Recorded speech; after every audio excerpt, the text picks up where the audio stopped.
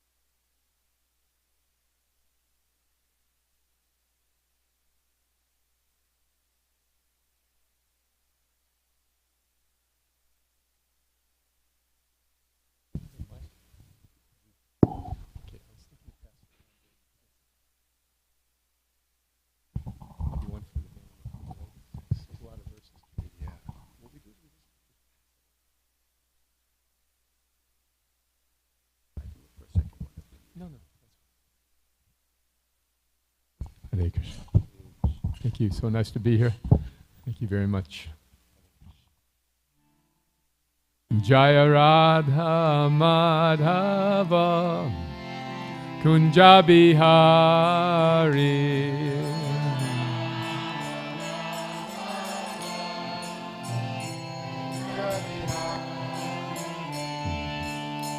Jaya Radha Madhava Kunja Bihari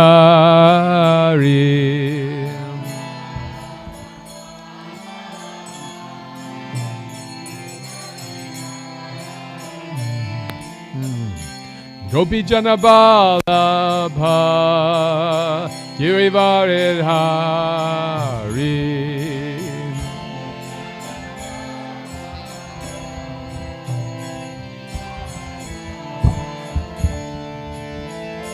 Gopi Jana Vallabha Girivaridhari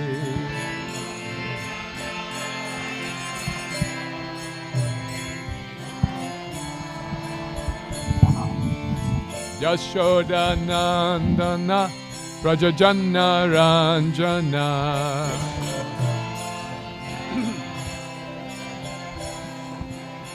Yashoda Nandana Brajajana Ranjana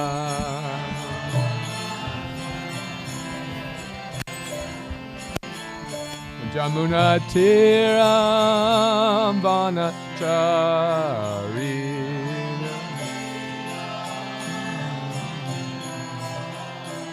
Jamuna Tiram Vanachari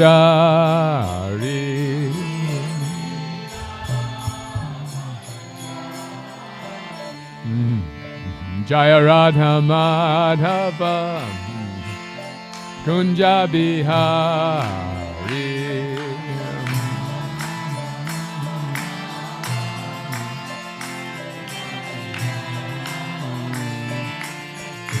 Gopi Jana Vallabha Girivaridhari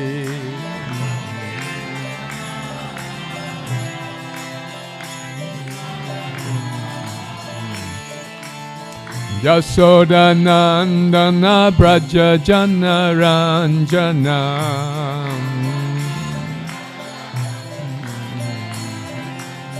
Yashoda Nandana Brajajana Ranjana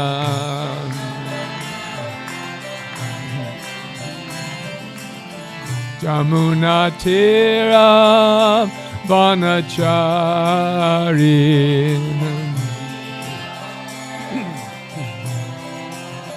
Jamuna Tiram Vanachari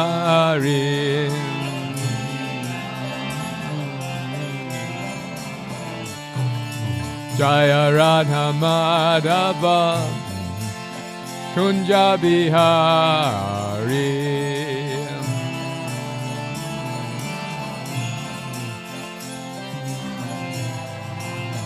Jaya Radha Madhava Kunja Bihari.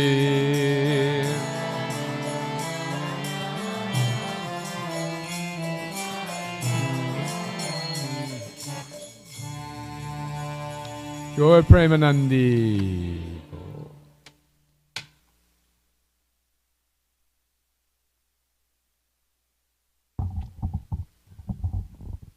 Om Namo Bhagavate Vasudevaya.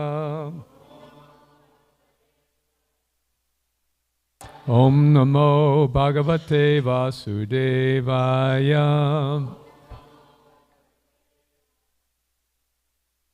Om Namo Bhagavate Vasudevaya. Narayanam Namaskritya Naram Chaiva Narottamam Devim Saraswatim Vyasam Tato Jayam Udirayet Nasta Prayeshvabhadreshu Nityam Bhagavata Sevaya Bhagavati Uttama Shloke Bhaktir Bhavati Naishtaki. This morning we're reading from chapter 16 of the 6th canto, King Chitraketu Meets the Lord. And we're going to read a number of verses because we're covering the entire speech of the Lord to King Chitraketu. It's a total of 16 or 17 verses. So it's kind of like a condensed Bhagavad Gita we're going to get this morning. So before we start reading these translations, which are rather elaborate, and I'm hoping we can take turns reading, just want to take a moment and reflect on King Chitraketu's journey to this point where he's meeting Krishna personally, or we could say Krishna's first expansion as Baladev. When King Chitraketu began his spiritual journey, he had other interests in mind, didn't he? What were his interests? He wanted a son. Yes, he was approaching these sages who could have given him spiritual knowledge for the blessing of a son instead. So they warned him, this will give you joy and distress. And he said, all right, maybe you'll be a teenager someday, I'll take it. And so then he suffered much more distress than he was bargaining for. But that distress led him to this point of spiritual realization. He lost his son. Of course, we all know the story. But then his son, when he was so distraught, the sages said, what do you want us to do? Do you want us to bring your son back? And he said, yes, please. So he brought the son back. And the son didn't recognize them. It's kind of like when, if you're parents and you drop your kid off at the elementary school, or at the junior high school, but yeah. So, Dad, would you drop me a block away, please? I don't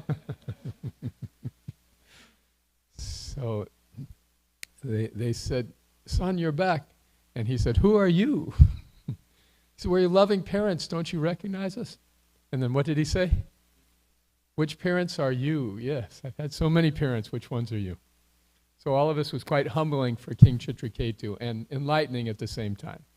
And so this led him to the point of coming to pursue his spiritual life instead of his economic or his family development as a first priority.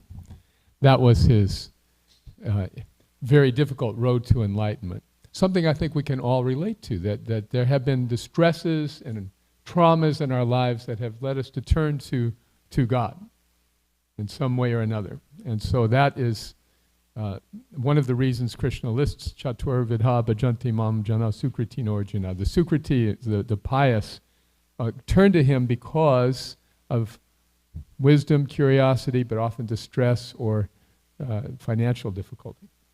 So King Chitraketu has taken this circuitous path, but it has brought him to this point where he's getting personal darshan of the Lord. Now, why is it that he's meeting Anantasesha and not Krishna personally? Can anyone say?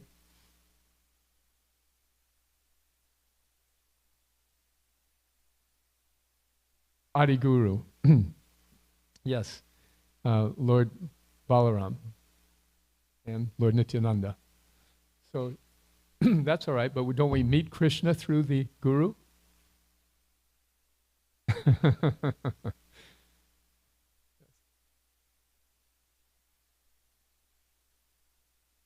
Okay. Well, he's attracted to that form.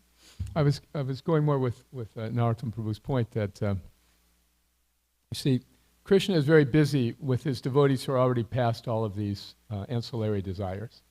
He's busy with them in the spiritual world. They're having a great time. And for everybody else, who takes care of them? Lord Balaram, right? Or his expansions, the spiritual masters. For example, who was great buddies with Duryodhana? All right. Who rescued Jagai and Madai and saved them from decapitation? Lord Nityananda, yes. See, so the Lord delegates everyone else to Balaram. So Chitraketu sort of in this category. He's not quite ready for the big time. I just wanted to share in terms of one distressful story. Could I just share with you? This devotee has this incredible journey of distress to bring him to Krishna. He and his brother were sons of a simple family in a village in India, in a small village in northern India, and they had this bright idea. This young man was like 4 or 5, and his brother was maybe 7 or 8. And they had this bright idea, let's steal some rupees from mom and dad, get on a train and go to Calcutta. So they did it. These 2 little boys, somehow, they managed to get on the train, and people saw them, I guess, and took care of them, and they ended up in the Calcutta railway station and with no idea where they were and no idea how to get back, no idea where they had come from. And of course, in America, their faces would be on milk cartons. Right? There'd be some Amber Alert. But at this time, there was just no way to connect. So somehow by Krishna's arrangement, there was a devotee in the train station, and he was talking with some of the orphans and asking, do you want to come to our school? Trying to give them shelter at the Gurukula in Mayapur. And so these boys went with him, and they entered the Gurukula, and they became staunch devotees. Meanwhile, their parents sold their little patch of land and began traveling all over India to every orphanage and everywhere they could possibly try to find their sons. For years, 6, 7 years, they were searching and searching. You can imagine. And they came to Mayapur, and there were their boys. And they said to the younger boy, don't you recognize us? And what do you think he said? Which parents are you? You are hardcore.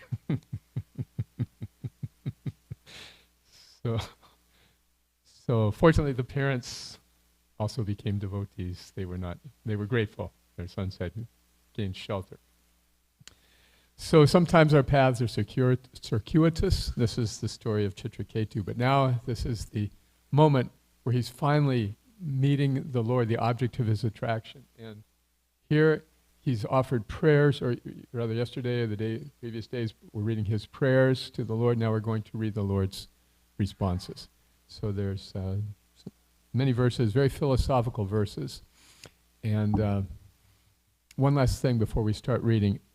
Srimad Bhagavatam is considered this Amala Purana, the ideal Purana, because it is so consistent in its philosophy that it's so many different personalities are presenting the philosophy of Sanatana Dharma in the same consistent way, and therefore it is so spotless.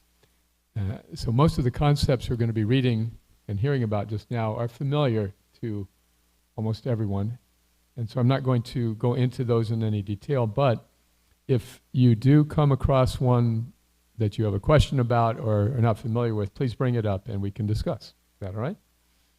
All right, so who'd like to start reading the translation, starting with verse number 49?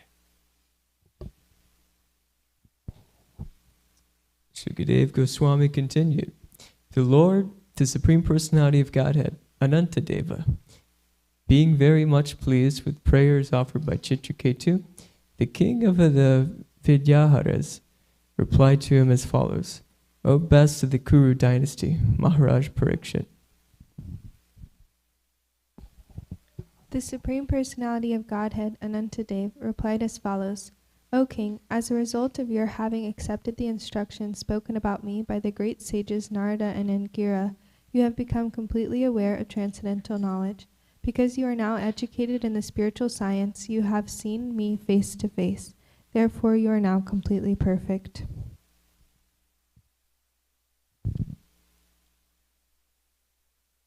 All living entities, moving and non-moving, are my expansions and are separate from me. I am the supersoul of all living beings who exist because I manifest them. I am the form of transcendental vibrations like Omkara and Hare Krishna, Hare Rama, and I am the absolute, supreme absolute truth. These two forms of mine, namely the transcendental sound and the eternally blissful spiritual form of the deity, are my eternal forms. They are not material.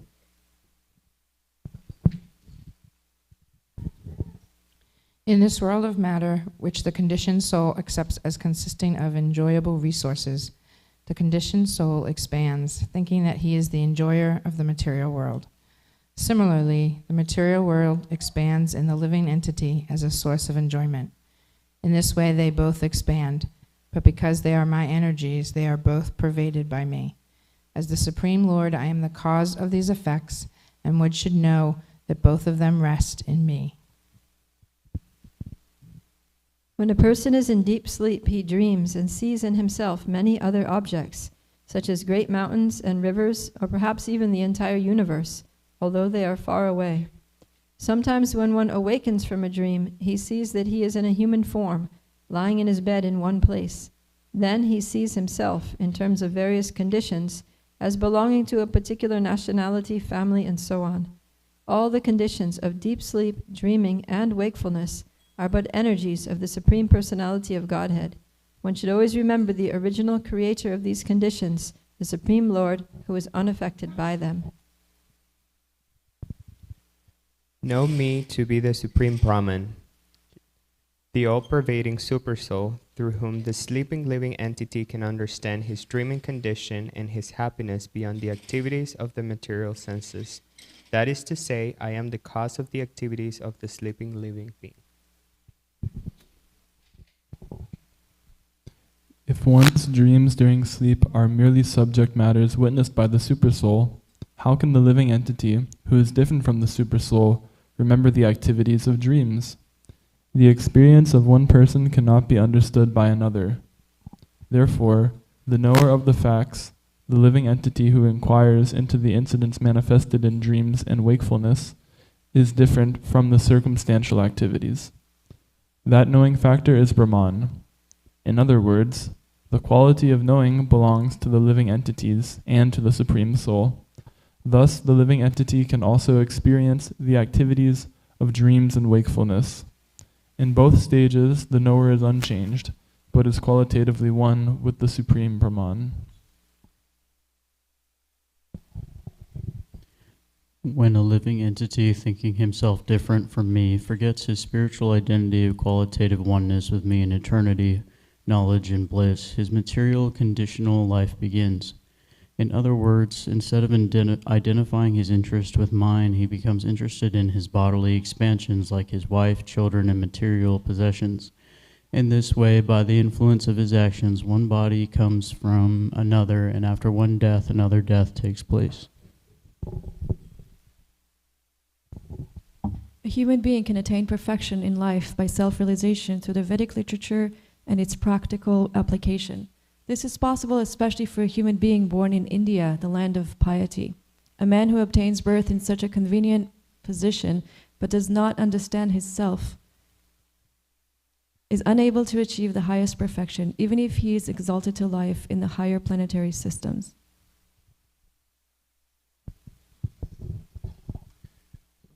Remembering the great trouble found in the field of activities performed for fruitive results, and remembering how one receives the reverse of the results one desires, whether from material actions or from the fruit of activities, recommended in the Vedic literatures, an intelligent man should cease from the desire for fruitive actions, for by such endeavors one cannot achieve the ultimate goal of life. On the other hand, if one acts without desires for fruitive results, in other words, if one engages in devotional activities, he can achieve the highest goal of life with freedom from miserable conditions. Considering this, one should cease from material desires. As husband and wife, a man and a woman plan together to attain happiness and decree unhappiness, working jointly in many ways, but because their activities are full of desires, these activities are never a source of happiness, and they never diminish desires. On the contrary, they are a cause of great unhappiness. One should understand the activities of persons who are proud of the material experience, bringing only results contradictory to those such persons conceive while awake, sleeping, and deeply sleeping. One should further understand that the spirit soul, although very difficult for the materialist to perceive, is above all these conditions, and by the strength of one's discrimination, one should give up the desire for fruitive results in the present life and in the next. Thus, becoming experienced in transcendental knowledge, one should become my devotee. Persons who try to reach the ultimate goal of life must expertly observe the Supreme Absolute Person and the living entity, who are one in quality in their relationship as part and whole. This is the ultimate understanding of life. There is no better truth than this.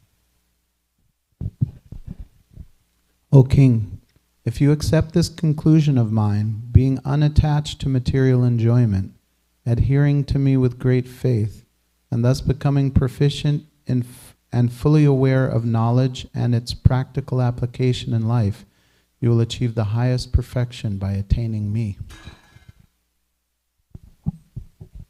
Sri Sukdev Goswami continued. After thus instructing Chitraketu and assuring him of perfection in this way, the Supreme Personality of Godhead, who is the Supreme Spiritual Master, the Supreme Soul, Sankarshan, disappeared from that place as Chitraketu looked on. Right. Okay. Any particular points that we covered that anyone would like to discuss? We do have a designated verse, but we could. Yeah. And there we are.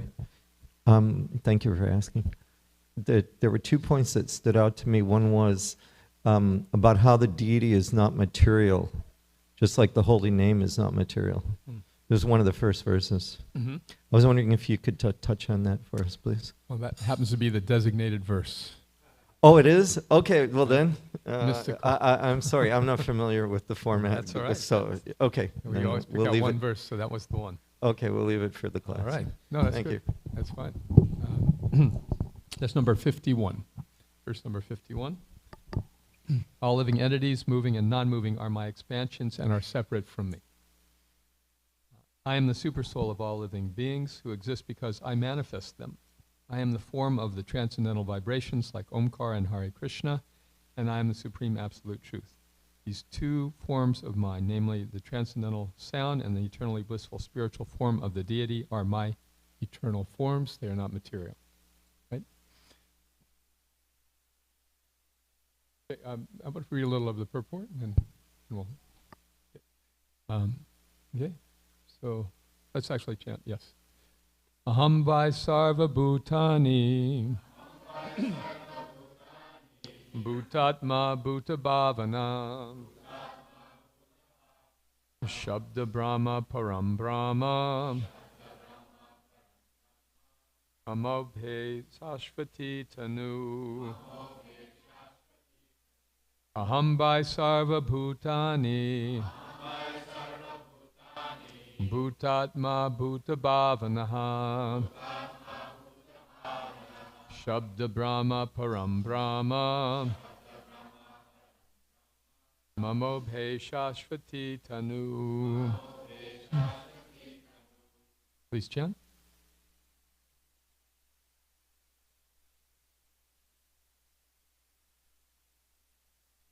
Aham Bhai Sarva Bhutani Atma Bhuta Bhavanaham Brahma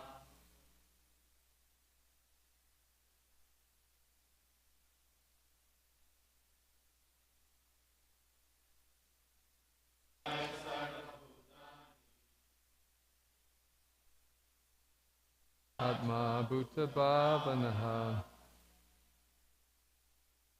the Brahma Param Brahma Namoti Shashvati Tanu Aham Bhai Sarva Bhutani Bhutatma Bhuta Bhavanaham Shabda Brahma Param Dharma Amobhe Shashvati Tanu Hamsai Sarva Bhutani Bhutatma Bhuta Bhavanaham Shabda Brahma Param Brahma Mamobhe Shashvati Tanu. Good. Synonyms together, please. I, Vi, indeed, Sarva Bhutani, expanded in different forms of living entities. Bhutatma, the super soul of all living entities, the supreme director and enjoyer of them. Bhuta Bhavana, the cause for the manifestation of all living entities. Shabda Brahma, the transcendental sound vibration, the Hare Krishna mantra. Param Brahma, the supreme absolute truth. Mama, my, Ubhe, both, namely the form of sound and the form of spiritual identity. Shashvati, eternal. Tanu, two bodies. And translation together. Yeah. All living entities, moving and non-moving, are my expansions and are separate from me. I am the super soul of all living entities because I manifest them. I am the form of the transcendental vibration, like Omkar. And I am the supreme absolute truth. These two forms of mine, namely the transcendental sound and eternally blissful spiritual form of the deity, are my eternal forms. They are not material. Report. The science of devotional service has been instructed by Narada and Angira to Chitraketu. Now, because of Chitraketu's devotional service, he has seen the Supreme Personality of Godhead. By performing devotional service, one advances step by step, and when one is on the platform of love of Godhead, Prema Pumarta Mahan, he sees the Supreme Lord at every moment. As stated in Bhagavad Gita, when one engages in devotional service 24 hours a day, Tesham Satati Yuktanam Bhajatam Priti Purvakam, in accordance with the instructions of the spiritual master, his devotional service becomes more and more pleasing. Then the Supreme Personality of Godhead, who is within the core of everyone's heart, speaks to the devotee. Dadami Buddhi Yogam Tam Jaina Mam Upayanti Te. Chitraketu Maharaj was first instructed by his gurus, Angira and Narada, and now, having followed their instructions, he has come to the stage of seeing the Supreme Lord face to face. Therefore, the Lord is now instructing him on the essence of knowledge. The essence of knowledge is that there are two kinds of vastu, or substances. One is real, and the other, being illusory or temporary, is sometimes called non-factual. One must consider these two kinds of existence. The real tattva, or truth, consists of Brahman, Paramatma, and Bhagavan, as stated in the first canto, second chapter, verse 11 of Srimad Bhagavatam. Vedanti tat, tattva vedas, tattvam yajnanam advayam, Brahmeti paramatmeti bhagavaniti shabdyate. Learned transcendentalists who know the absolute truth call this non-dual substance Brahman, Paramatma, or Bhagavan. The absolute truth exists eternally in three features. Therefore, Brahman, Paramatma, and Bhagavan combined are the substance. The categories of emanations from the non-substance are two: activities and forbidden activities, karma and vikarma. Karma refers to the pious life or material activities performed during the day, and the mental activities of dreams at night. These are more or less desired activities. Vikarma, however, refers to illusory activities, which are something like the will-o'-the-wisp. They are activities that have no meaning. For example, modern scientists imagine that life can be produced from chemical combinations, and they are very busy trying to prove this in laboratories throughout the world, although no one in history has been able to produce the substance of life from material combination. Such activities are called vikarma. So the deity reference is actually Prabhupada's embellishment of this translation, which he does often and rightfully for our understanding. What the verse is referring to primarily are how Krishna is present in everything, and he manifests the living entities as his expansions. So we all have heard about, perhaps even personally experienced teachings of our godhood. That if we just get it together, we will realize that we were God all along. And of course, this is a very attractive marketing approach, right? It's very, very attractive. You have so much unrealized potential. Palm readers and mystics know this art. Whomever comes in their door, they will look at their palm and say, "Oh, you have so much unrealized potential."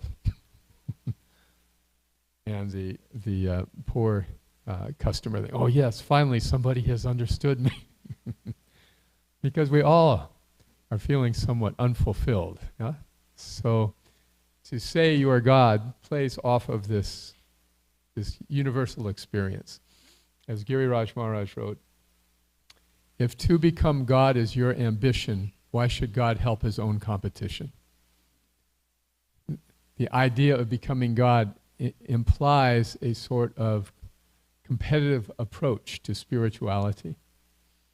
That if I get in and work hard and follow the rules and keep my nose clean, I too can be on the altar one day. So this idea of spiritual advancement, taking us to this unimaginably high position, again, it can attract people, but it is unreal, because that's just not our position. And here, as in Bhagavad Gita and in so many other places in Srimad Bhagavatam, Krishna is making this point to Maharaj Chitraketu. Your happiness lies not in achieving some sort of imaginary exaltation of yourself, but rather in realizing your actual position. There you'll find the happiness. It's counterintuitive, because material life means always putting ourselves on top, right? Srila Prabhupada went to Japan to have his books printed, and met with the executives of this big printing company, Dai Nippon. And so all the senior executives came together to negotiate the contract. I just got to tell the story because it's such a great story. He was with Tamal Krishna Maharaj, and they were talking to print the Krishna book in huge quantities. And Dai Nippon had offered $1 a book. And Tamal Krishna Maharaj said, "Okay, so we want to offer you 50 cents a book." And all the officers were very shaken, saying, "Swamiji, we cannot possibly do that." And then Prabhupada entered the discussion as the mediator. So in this way, they expertly negotiated the price down to 70 or 80 cents or something like that. And everybody left. Okay, everyone was satisfied. And all the senior executives, they bowed and left, and then the junior executive was left with Prabhupada. So when Prabhupada was with these people, whether it was a newspaper reporter in Philadelphia or whomever he was with, he didn't see them according to their status or their job or their position. He saw them as spirit souls. So here was this junior executive, and Prabhupada saw him as a spirit soul, and he said, "So what is your goal in life?" And so the junior executive looked at the stack of cards that all the other executives had left. He pulled his out of the stack and put it on top. "That is my goal in life. I want to run this place. I want to be in charge." There's another charming little story about Prabhupada seeing everyone as spirit souls. The devotees in the Los Angeles temple had just purchased the church on Watsika Avenue. And Prabhupada was taking all the devotees through the different rooms, and they were looking at each room. So the minister of the church happened to be there, and he came up to Srila Prabhupada and said, "You have so many nice disciples." And Prabhupada said, "You can be one too."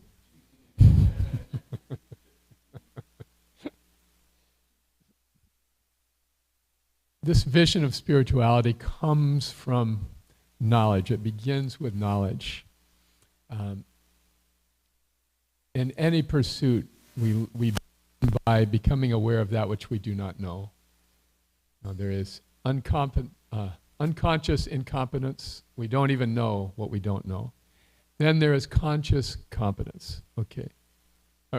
Conscious incompetence. Oh, I am now understanding that I'm a spirit soul, but I don't know what that looks like. Okay. Conscious incompetence. And over time, we progress to conscious competence. All right, I want to behave as a devotee. I offer my obeisances, I avoid offenses, I chant my rounds, I follow the regular principles, even though it may not be on the spontaneous platform of love. I still do these things because I can do them if I focus on them. This is conscious competence. Then finally, the stage of unconscious competence, where automatically and spontaneously we serve Krishna because we have awakened that dormant position in our heart. Nityasiddha Krishna Prema Sadhu Kabunoi, Shravanade Sudhi Chite, Karya Udoy. Lord Chaitanya said that loving Krishna is natural, it's dormant in everybody's heart. So it's a matter of staying the course till we can come to these realizations. But Krishna is explaining to King, or rather, Sankarshan is explaining to King Chitraketu how this is possible. First of all, the knowledge is there, and then he becomes accessible through these two forms, the holy name and the deity. These are eternal forms, he explains, but they are present and accessible even to those in the stage of conscious competence. So the question of material becoming spiritual is raised in many places in Bhagavatam. One of the notable places is in the latter part of the 10th canto, where Maharaj Parikshit asks Shukadeva Goswami, if sound is material, how can God be present in sound? God, who is purely spiritual, can he be present in sound, which is material? So Shukadeva Goswami responds by citing a previous instance where the same question was asked. That is by the personified Vedas, whether it was answered by them. So in that description, we understand that if material things are used spiritually, they become spiritual. Brahmarpanam brahmahavir brahmagna brahmata hutam. That in the performance of sacrifice, everything becomes spiritualized. Therefore, the eternal reality of our experience exists in sacrifice.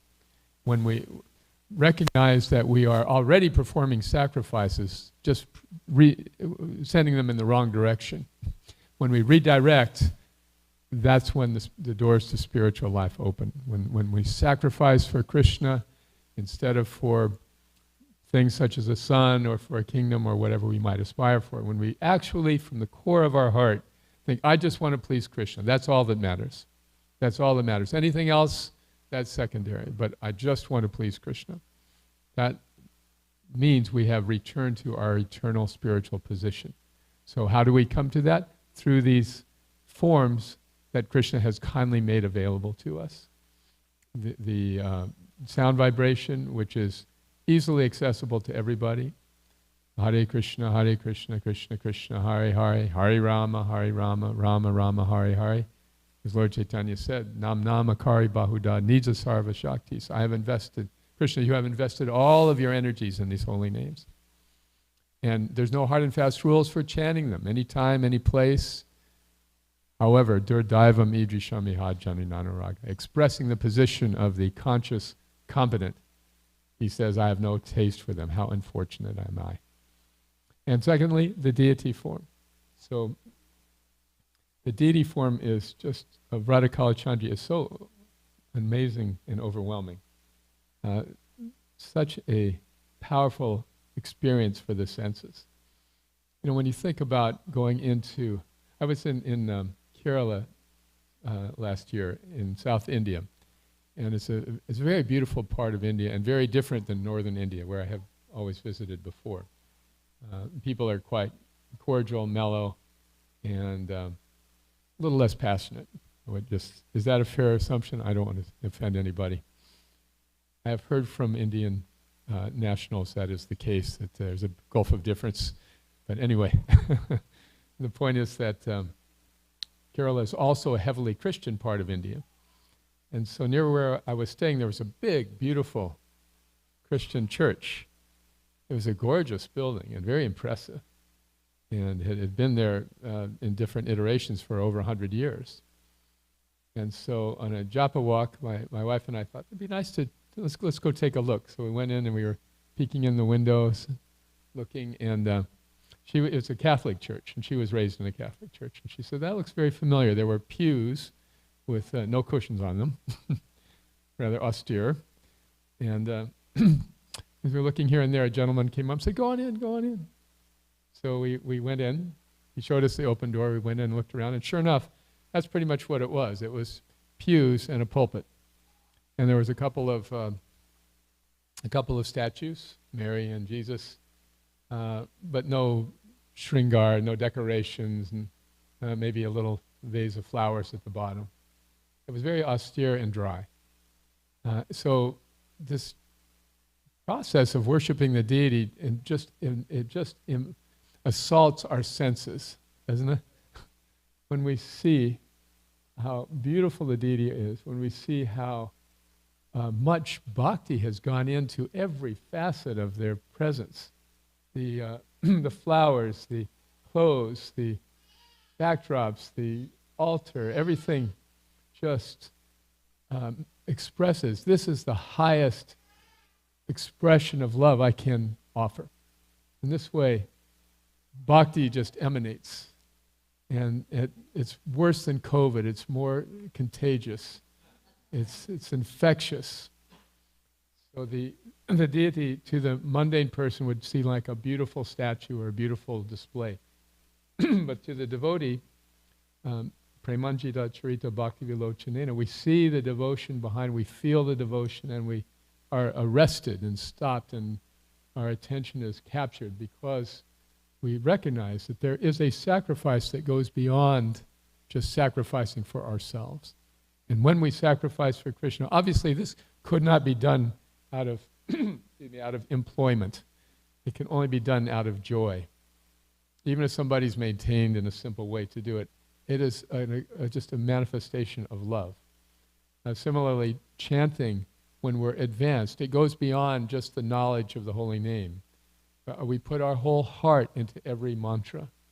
And that's when we're getting to the threshold of unconscious competence, where every time we chant, our attention is automatically focused, and all the other things, past, present, and future, that might occupy our mind are just kind of pushed away. It's nothing but the name, nothing but the name. Whether I'm feeling this way or that way, it doesn't matter. There's nothing but the name. That is how transcendence becomes manifested in sound.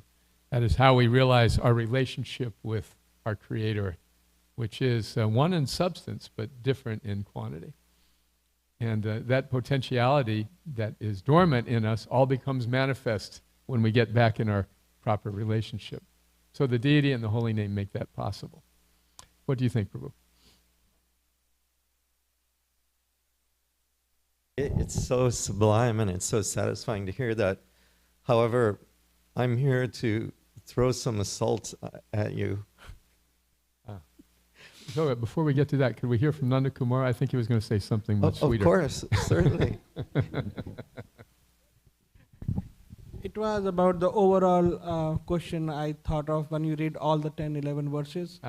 Lord started with a statement that you are now perfect because you are seeing me, you have realized the spiritual knowledge, so you are perfect now. At the last verse, Lord says, you will achieve perfection. So whether he's perfect or not, so it's confusing. Oh, more assault. I was trying to get away from that. From the frying pan into the fire. First he says, now you're seeing me and this is you are now perfect. And then at the end he says, if you follow these things, you will become perfect. So which is it? Right. O King, if you accept this conclusion of mine, being unattached to material enjoyment, adhering to me with great faith, and thus becoming proficient and fully aware of knowledge and its practical application in life, you will achieve the highest perfection by attaining me. So the perfection is when we see Krishna, but that perfection is not sustained without our continued effort. This is the difference between personalism and impersonalism. That to the impersonalist, there is a sense of accomplishment. Now I have become God, or I've seen the oneness of everything. I became one with the universe. And people who pursue that kind of experience tend to memorize the dates and the times where they had it. I was on a mountain and it was dawn and all of a sudden I realized my oneness with everything. It was June 14th, 2020. You know? So they're always remembering that moment of godhood and trying to get back to it. But for devotees, there is an opportunity for darshan with Krishna, which can make an impression, a lasting impression, but then it's up to the devotee to continue building on that impression, not looking back. You see? Like, what's an example you can think of from the first canto? Narada Muni.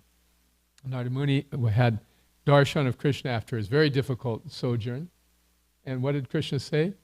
Practically the first thing he said is, I regret to tell you that you will not be seeing me again in this lifetime. But if you continue in your service, then you will always be with me. And so that's exactly what he did, and that's exactly what happened.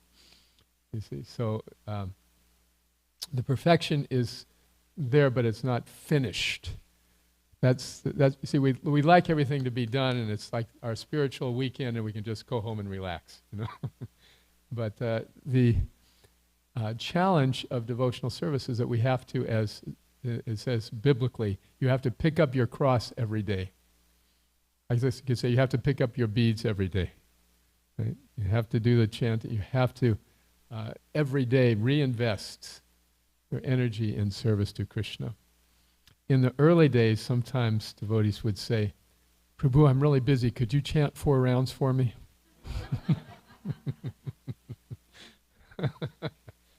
As the old hymn says, you got to walk that lonesome valley. You got to walk it by yourself. Ain't nobody else can walk it for you. You got to walk it by yourself. So in our spiritual lives, the perfection is an ongoing and not a one-time experience. I hope that. Okay. Yes, Prabhu. Excuse me. I'll try to make this as sweet as possible. And there's a number of people that I've come in contact with over the years, but one of them who really stands out as far as deities is a businessman from here in Dallas. Now, he passed away not too long ago. His name is Trammell Crow. So Trammell Crow, about, I would say at least 30% of all the commercial property in Dallas is owned, or was owned by him. His daughter comes here and eats in the restaurant. She's a vegetarian. And her son helps us sometimes with like our Rath Yatra now in the downtown area. But he was instrumental in letting us collect money, sell paintings in his office buildings to build this temple. Wow. Now, his hobby was to collect ancient deities. Most of the buildings that he owns here in Dallas has an exhibit of a deity ranging from anywhere from 500, even I've seen some of his collection that's 5,000 years old. What kind of deity? He collects both Chinese and Indian, but most of them are deities of Lord Vishnu, like a Ranganath, and you know, ones that we're familiar with, large sculptures of Lord Shiva, and so many varieties. Okay, many varieties. All right, and he has a personal collection also that's world famous. Of deities. So I spoke with him. I worked in his buildings on time, and he actually started a museum downtown Dallas, the Trammell Crow Museum of Asian Art, and which to me pales in comparison to this temple, but you know, the name made it famous. But here's the point that I wanted to ask about was, you know, in the verse we see how spirit is defined in terms of its eternal existence, and matter is temporary. And it's captioned in the verse. So, for example, if you go and you see the deities in his collection, like the one that's standing out to me, it's a 5,000-year-old deity of Lord Vishnu. So it's like from the wall to about here. But the deity looks, so it's so ancient, but it looks like the stone, like volcanic stone, that the stone has become so porous and almost unidentifiable unless somebody had seen like these South Indian deities. You could recognize it, but so it seems, and from just a strictly empirical perspective, that the deity matter, that the deity is perishing, the deity is not eternal. So many people will come here and we're explaining, look at the bhakti, and obviously, right, it's just mind-blowing. But at the same time, there's always that apprehension to an intellectual that these people are worshiping a stone, right? They use that, that's a British caption that the Indians are stone worshippers, and they specifically talk about Shalagram Shilas, Govardhan Shilas, but even the deities. So what would your rebuttal to that be? Right. It is the bhakti that is eternal and not the stone. And Krishna is appearing in a form which is appropriate for our blunt material senses out of his mercy. And that mercy is endless. That is transcendental to this ephemeral world. Yes. Expound as the eternal energy of the Supreme. Yeah. But Prabhupada sometimes uses these examples that everything is God's energy. So why don't you accept the deity as God? That was for the Arya Samajis, right? Or, isn't it? Arya Samajis. Yes, they who would say God is everywhere. Why go to the temple? To which Prabhupada would say, well, God's everywhere. He's in the temple too. Why not go to the temple? But thank you for clarifying that. So the consciousness is our claim to eternality. Right. In the material world, the Lord appears in ways in which we can access him. Another example is given here is the Paramatma. Paramatma is an expansion of Krishna, only in the material world, though. There's no planet of the Paramatma. There's no specific personality per se. It is Krishna appearing in a means which is accessible to us. There was. Oh, you want to go ahead? Sure. I wanted to throw something out. You've thrown quite a bit out there, Mr. Very interesting about Mr. Crow. Are there other questions or topics anyone would like to explore? I've got a thought, Prabhu. You mentioned that you can't pay someone to do this kind of work. And yet, this is a topic that's coming up more and more, is paying devotees to do devotional service. Mm-hmm. Can you just help clarify some misunderstandings here? Yeah, it is a sensitive topic because we are interested in the bhakti. There are professional priests at various Hindu temples and other temples who mechanically do their puja seva, but the spirit of devotion is not the same. Most of the seva for Radha Kalachandi is done by volunteers. And they are devotees who have their economic life established in such a way so that they can do it. They can give time and volunteer. And yet there's so much seva to do that there is need for others to practically give full time. So what is the economic condition of those people? Should they be just left to their own devices, or should they be provided something so they can maintain themselves? So money and religion are they are an interesting combination. In the second chapter of the first canto, Sutta Goswami says, Dharmasya hyapavargasya narta utai upakalpate. Prabhupada cited this as a very important verse from Srimad Bhagavatam, that spirituality should never be performed for economic development. Now that applies in this case, obviously somebody's needing economic support for their service, but in a much broader sense, people perform religious duties because they want economic return. They pray for, I mean, it's very crass in the contemporary Judeo-Christian tradition, which is why so many people have become disgusted with it. You know, if you're right with the Lord, you get money, and if you don't have money, it means you're not right with the Lord. Right? So in the very broad sense, people have tied religion to economic development, when in fact they're quite different. So that verse goes on to say, if in the course of your spiritual life you do develop economically, just that's fine. There's nothing wrong with that. You don't have to say, I'm not touching money. But if you get money and you use it for sense gratification, that's wrong. So this is the point.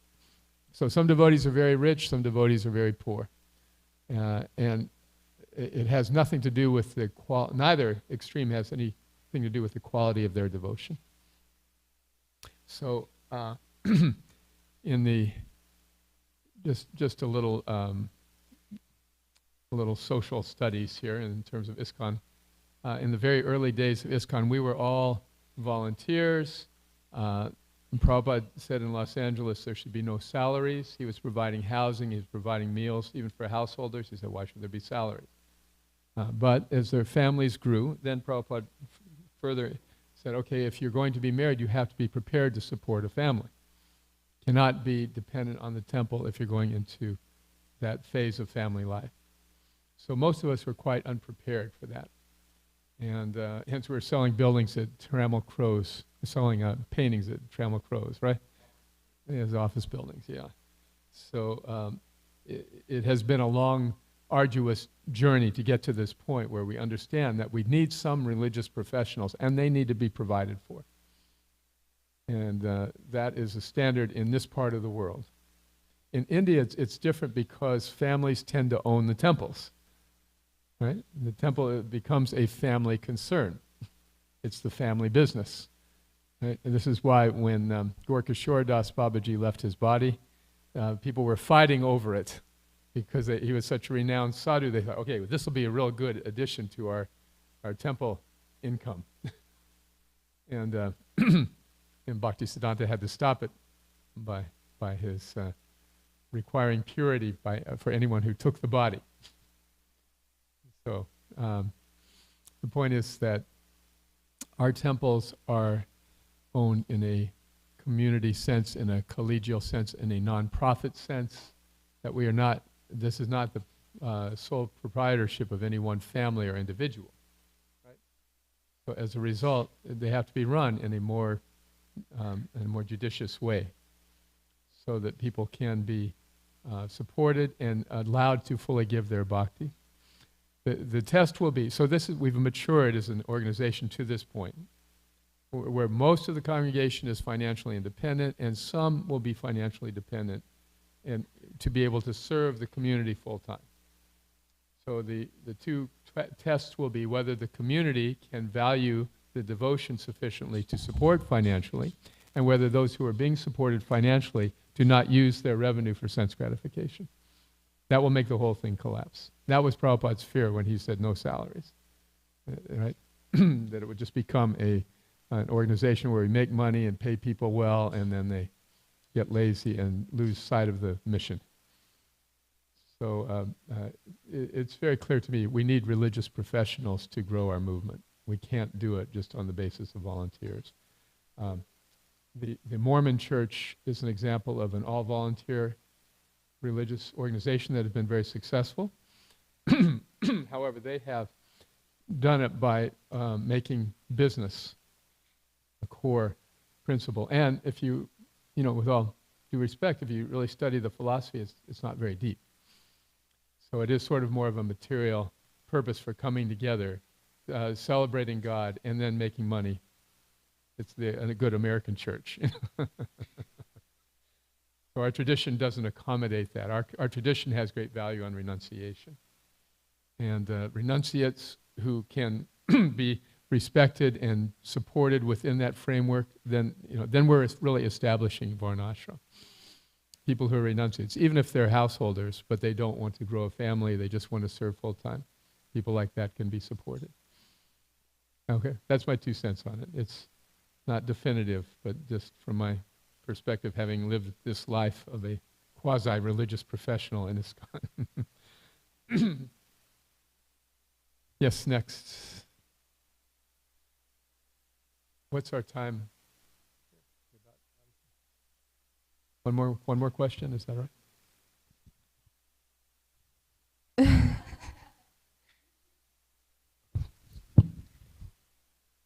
So one of the verses mentioned that when we have a desire, we receive the opposite. The Supreme Personality of Godhead is speaking about that.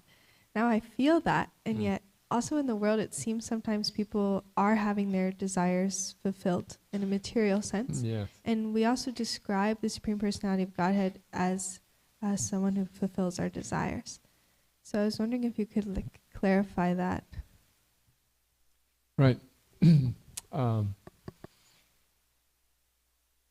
Yes, we see. This question was also raised, interestingly, by Maharaj Parikshit in his conversation with Shukadev Goswami in relation to Lord Shiva. He said that Shiva himself appears to be very renounced, and yet his followers appear very opulent. Whereas Vishnu is very opulent, but his followers appear to be impoverished. So why is this? So he tells the whole story of Bhrigu Muni in response to that. But we see amongst ourselves, amongst our communities, like some people are very well off economically, some people are not. Why is Krishna doing this? Why doesn't Krishna just kind of make a blanket deal? You surrender to me, I'll take care of you. Well, he says that. But how, he doesn't say how he's going to take care of you. and just as Chitraketu Maharaj went through all of this material turmoil to come to the point of prioritizing spiritual life, so we may also have to do that. You see? There's nowhere in the Gita where Krishna promises an easy material life if we surrender. All he promises is that he will take care of us. So that may mean that we have a manageable material life, and so we can give our bhakti freely. It may mean that we have some very heavy karma or some heavy tests from Krishna that really draw out our devotion. If it doesn't hit us emotionally, it's not going to change us. If the tests that Krishna gives us don't hit us really hard, then why should we bother changing it? Why should we? What is the lesson? You see. So when we go through difficult times, we know, okay, Krishna is helping me in this particular way, whether it's economic difficulty, social, emotional, familial, social. So devotees are a little indifferent to difficulties, just as devotees are a little bit indifferent to material success. One of my good friends is an heir to a huge fortune, and he said that so people who don't have money hope that money can make them happy. And people who they hope that money isn't what makes you happy. If you don't have money, you hope that's the case. If you have money, you know it's not the case. What is that? Yes, money made me happy. Oh, let me get more money. Yes. Right. So I hope that answers your question, that the trajectory of each of us is individual, our relationship with Krishna is individual, and we're so very narrow-minded thinking this lifetime is so very important, when in fact it's just one of a countless string of lifetimes. So one way or the other, if we give this life to Krishna, that's what's important. One way or another. However it manifests in our individual case will be unpredictable. So, is that all right? I was wondering specifically on the point he said that whatever we desire, we receive the opposite. Uh-huh. I think I just have never heard that before, but it seems true, and also sometimes our senses aren't perfect. We might see something different in the world. We want something, but we receive the opposite. Yes. Well, in a broad sense, we want pleasure and joy and security in this world, and we can't get it. We get little bits of it here and there, but ultimately it's all a house of cards. So we want the one thing, and we go for it, and then we end up getting the opposite. So the point is, if we want Krishna, well, we get the opposite. We want Krishna, well, that's because it's not a material desire. That is the dormant natural desire of us all. If we want Krishna, though, we may not get material enjoyment. And so that is the test. Okay? If we approach Krishna with material desires, then Krishna may very kindly give us a little test to see which is more important to us, him or the material desires. That's like Maharaj Chitraketu. So he wanted the joy of a son, he got the distress of a son. This is why the Lord is telling him this. But for devotees, no. There's no such there's no such injunction for devotees. If we want to serve Krishna, we'll get Krishna service. Okay? I hope that. Jai. Yes, thank you. Last. Okay. Okay. Next. Thank you, Prabhu, for beautiful class. So my question, I think you covered some of the part, but you mentioned devotees are indifferent to difficulties, and we see from Mother Kunti prayers also, she's asking for more and more. So I want to understand, when in a devotee life